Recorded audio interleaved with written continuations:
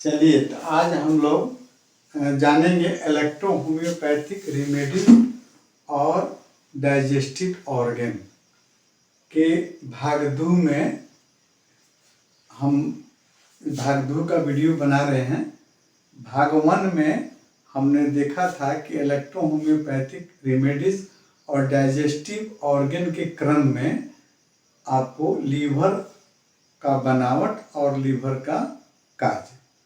आज हम देखेंगे कि इलेक्ट्रो होम्योपैथिक में रेमेडीज जो है कैसे आपको लीवर पर अपना फंक्शन कैसे करती है और लीवर के लीवर पर काम करने वाली कौन कौन इलेक्ट्रो होम्योपैथिक मेडिसिन है और वो आपको उसके रोग पर कौन कौन कार्य करती है। इलेक्ट्रो होम्योपैथिक मेडिसिन जो है लीवर के कौन कौन रोग पर कार्य करती है और साथ साथ में लीवर को कैसे स्वस्थ रखती है। तो चलिए पहले हम देखते हैं कि इलेक्ट्रो होम्योपैथिक मेडिसिन कौन कौन से हैं आपको लीवर पर कार्य करने वाली। तो यहाँ हमने इसको क्रमबद्ध रूप से लिख दिए हैं, है ना, क्रमबद्ध रूप से, लेकिन फिर भी हम अलग अलग आपको इसको बताते हैं। सबसे पहले आपको F1, है ना, F1 हमारा लीवर की रेमेडीज है ना, और F1 और F2।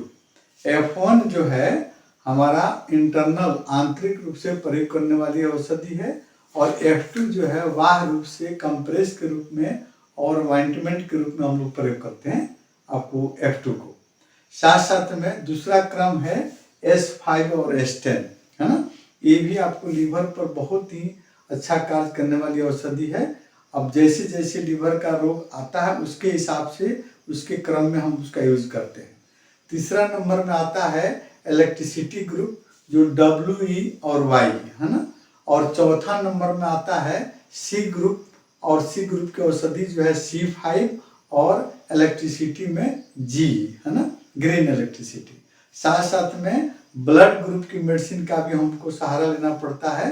तो ब्लड ग्रुप में A2 और A3 ये हमारा आपको इलेक्ट्रो होम्योपैथ की औषधियाँ हैं जो खासकर लीवर के तमाम रोगों पर कार्य करती है। तीसरा नंबर आपको आता है आपको इंजेक्शन। इंजेक्शन में आपको WE का इंजेक्शन 29 नंबर बहुत ही मार्वलस कार्य करती है, बहुत ही अच्छी कार्य करती है। हमारा ये आपको 33 साल का मेरा अनुभव है लीवर रोग में, WE का इंजेक्शन बहुत ही मतलब अच्छा कार्य करती है।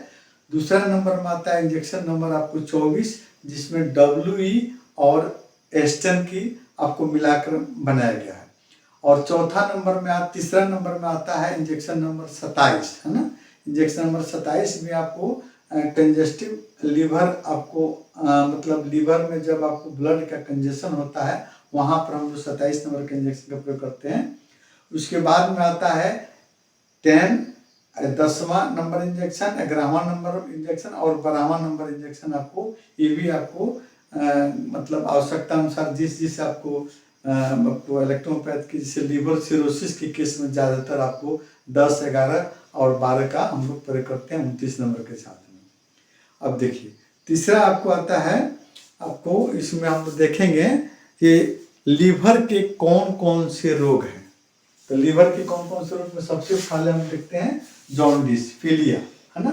हमारे शरीर में आपको लीवर जो है सीरम बिलिरुबिन का प्रोडक्शन करता है। अब वो सीरम बिलिरुबिन ज़्यादा मात्रा में बनने लगता है तो आपको हमारे ब्लड प्लाज्मा में मिलकर आप शरीर के सेल टिश्यू में आकर आपको ये लीवर आपको जॉन्डिस का रूप उत्पन्न कर देता है ना। और दूसरा नंबर है हेपेटाइटिस। आपको हेपेटाइटिस ये वायरस डिजीज है, वायरल रूप से फैलता है। इसका आपको कई प्रकार हैं, जैसे आपको hepatitis A, B, C, D और E, है ना। A और E जो है आपको दूषित खाद्य पदार्थ, दूषित आपको पानी के पीने के चलते होता है ना। उसके द्वारा इसका वायरस हमारे शरीर में पहुंचते हैं। और साथ साथ में अन्य जो आपको इसके हेपेटाइटिस D और E जो है और A, B और C जो है आपको उसके द्वारा आपको जैसे मानते किसी को इन्फेक्शन फैला हुआ है, आपको B और E हुआ है और उसके द्वारा आपको इंजेक्शन के माध्यम से आपके शरीर में पहुंचते हैं। तीसरा नंबर डिजीज आपका आता है आपको फैटी लीवर, है ना। फैटी लीवर में जैसे मतलब हम जान रहे हैं कि लीवर के कार्य में विभिन्न तरीके से कार्बोहाइड्रेट, फैट्स और प्रोटीन को आपको विभिन्न तरह के रूप में लेकर आपको लीवर अपने अंदर संचित कर लेता है, स्टोर कर लेता है। अगर वो हमारे एक्सरसाइज के द्वारा चाहे किसी रूप में खर्च नहीं हो पाया, है ना, हम बैठे बैठे सब काम करते, कोई खर्च नहीं कर पाते हैं उस आपको एनर्जी को, तो वो आपको धीरे धीरे आपको फैट के रूप में कन्वर्ट होता है और सेल टिश्यू में वो जमते जाता है और लीवर का साइज आपको बढ़ जाता है, फैटी लीवर में कन्वर्ट हो जाता है। चौथा नंबर में है आपको लीवर सिरोसिस, है ना। लीवर सिरोसिस में क्या होता है, जैसे आपको सेल टिश्यू बिल्कुल डैमेज हो जाते हैं और फाइब्रस कंडीशन में बन जाते हैं। वो फाइब्रस आपको अनडेवलप आपको रूप देता है, लीवर का अनसाइज आपको बहुत बड़ा साइज हो जाता है ना।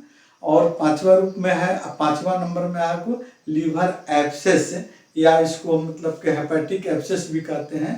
जैसे उसमें किसी खास तरह के इन्फेक्शन लगने पर या हल्का चोट लगने पर लीवर में आपको सूजन होकर और फिर एक एब्सेस के रूप में घाव का रूप ले लेता है, उसमें पस फॉर्म पड़ जाता है और वो धीरे धीरे आपको फट कर बहता है। उसके पॉइजन पूरे शरीर में आपको फैल जाते हैं, ब्लड में फैल जाते हैं और वो भयंकर रूप धारण कर लेता है।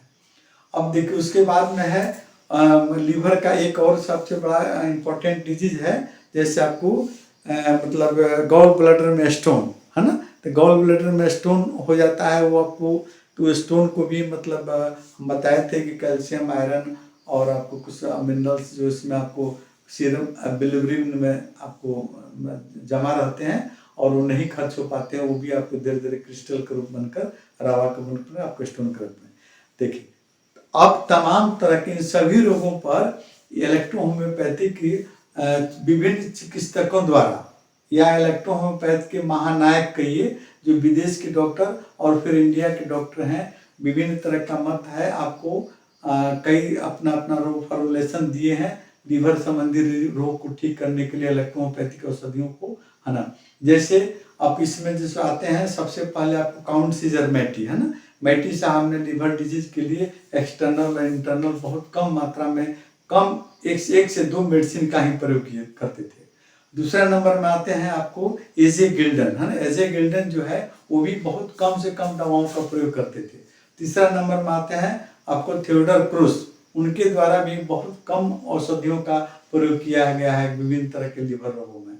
चौथे नंबर में आते हैं आपको बीएम कुलकर्णी, है ना। बीएम कुलकर्णी जो भी आपको इम्पोर्टेंट इलेक्ट्रो होम्योपैथ के फेमस डॉक्टर हैं और वो भी उन्होंने भी आपको बहुत कम मात्रा में आपको इलेक्ट्रो होम्योपैथ औषधियों का आविष्कार मतलब दिया है आपको लीवर डिजीज पर। और साथ साथ में उनका आपको पोटेंसी 30 पोटेंसी तक भी बीएम कुलकर्णी ने प्रयोग किया है। हम लोग 10th तक ही सीमित रह रहे हैं, लेकिन 10th से आगे बढ़ना पड़ेगा हमको क्रोनिक डिजीज में, है ना।